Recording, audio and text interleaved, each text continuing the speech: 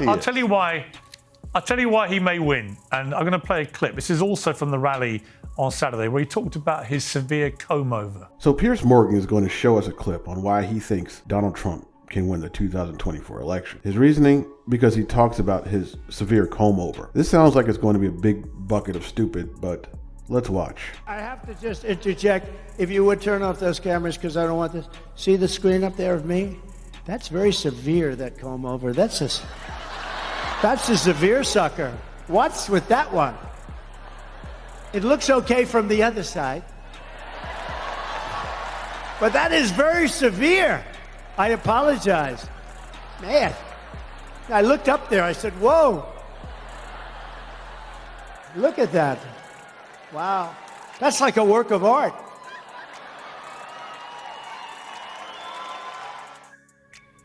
Yep, that's a big bucket of stupid.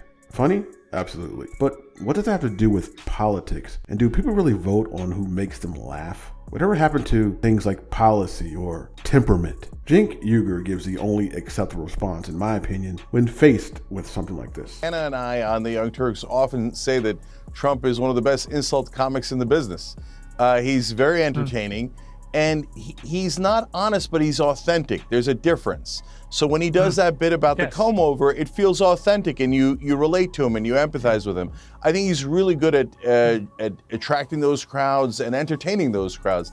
And I don't think that that's a small talent when you're running for president and in politics overall. You might think, hey, he's entertaining or he's authentic, but at the same time, he did try a coup attempt. He had a fake elector scheme where, and we just interviewed Rudy Giuliani on the Young Turks, and he said they didn't use the normal Trump electors because half of them said they wouldn't do it because it was obviously illegal and unconstitutional. So, he might make an entertaining comment about his comb over, but that doesn't excuse the fact that he tried a coup against America.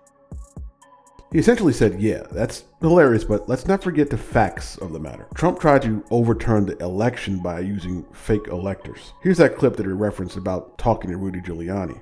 Why did Kenneth Chesebro refer to the fake electors as fake electors in communications about the fake electors? Because he's stupid. Okay. I mean, the fact is they weren't fake electors. They were from my point of view, they were alternate electors.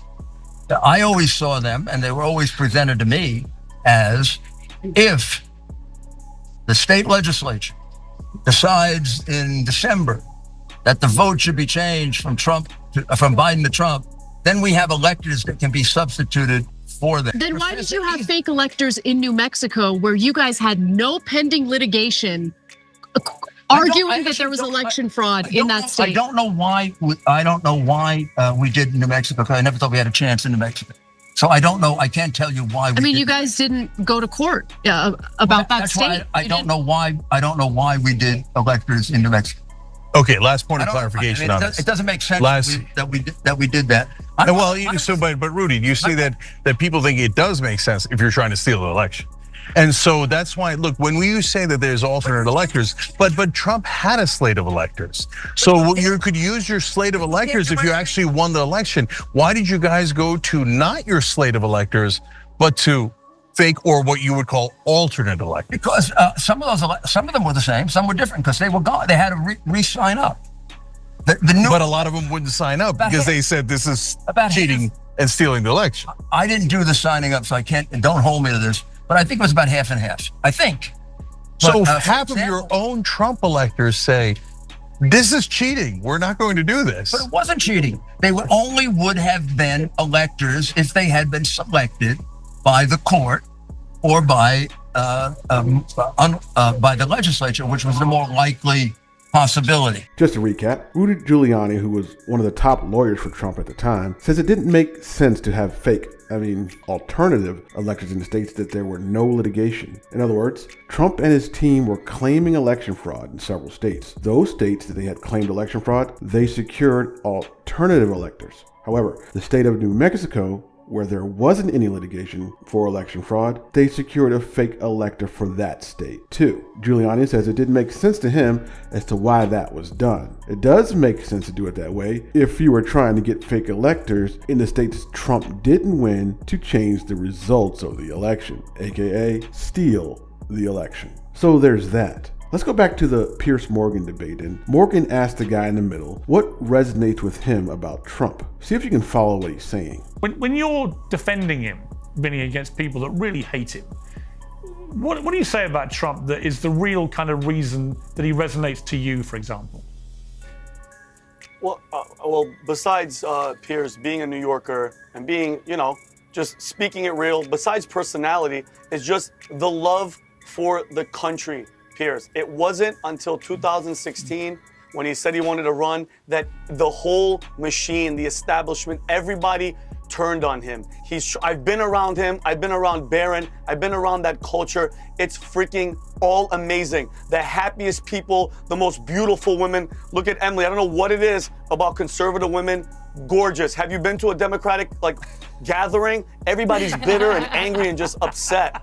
Everybody's upset. And Piers, I'm gonna make one comment, Piers. If that had been a woke woman sitting there, she'd have already reported you to human resources. Keep it coming, Vinny. That's the difference. That's the difference. Piers, Piers, I would have been thrown out of this van. But Piers, there was an interview that Trump did. This encapsulates with everything that's happening. The guy almost got assassinated, pumping his fist, fight, and then does an hour and a half a speech at the RNC. There was an interview where he was speaking with a journalist, and the journalist said, Mr. President, with everything that's happening, with all the people coming after you, the state, the swamp, everybody, the world wants to know, how do you weather the storm? And Donald Trump looked at her and he said, I am the storm.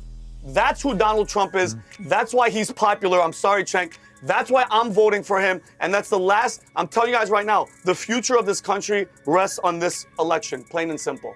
Here's one thing I heard before that this guy brought up. It's something that if you thought about it for a split second, it would make sense. And that's the notion that the media turned on Donald Trump the moment he ran for president in 2016. The common thought was that prior to 2016, the media had no real issue with Trump. That is, until he started his campaign for the presidency. I had a guy say the same thing to me, and I answered him with an analogy. I asked him if he had any friends that he hung out with, just as friends. He said, sure, everyone does. I then asked him, what do you talk about? He said, the usual, sports, politics, the usual. I said, cool. What if that same friend wanted to start a business venture with you? Would you talk about the same sort of mundane things, or would you ask more pointed questions? The guy I was talking to understood the analogy, and he said he would most likely ask more pointed questions. Of course, any thinking person would expect their media apparatus to scrutinize a candidate looking to run for the highest office in the land, especially a candidate who had never held a public office before. Not to mention the candidate is running on their business acumen, but refuse to show their tax returns to substantiate their claims for business success. It makes sense to ask more pointed questions to a person who was most recently the star of the show The Apprentice, who now wants to run for president.